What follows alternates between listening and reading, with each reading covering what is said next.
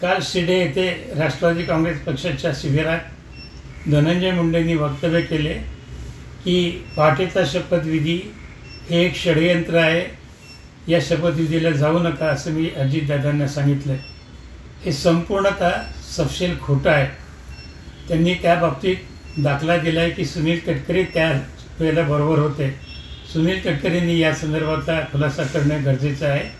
परंतु धनंजय मुंडे हे सध्या त्यांच्यावरती होणारे हल्ले, आंदोलनं, निदर्शनं यामुळे ते लक्ष विचलित करण्याचा प्रयत्न करीत आहेत. खऱ्या अर्थाने पाटीचा शपथविधी आणि परभणीमध्ये घडलेल्या घटना याचा अर्थार्थी काही संबंध नाही, परंतु त्याचा संबंध लावण्याचा ते प्रयत्न करतात.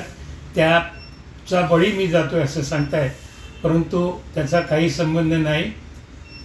धनंजय मुंडे सपशेल खोटं बोलत आहे आणि अशा प्रकारचं कुठलंही षडयंत्र हे त्यावेळेला केलं गेलं नव्हतं. हे संपूर्ण महाराष्ट्राला ठाऊक आहे.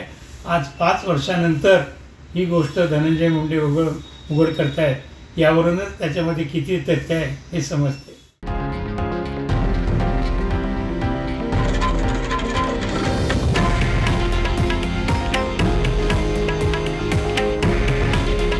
हे आहे देशातील नंबर 1 न्यूज नेटवर्क आणि आपण पाहत आहात TV9 मराठी.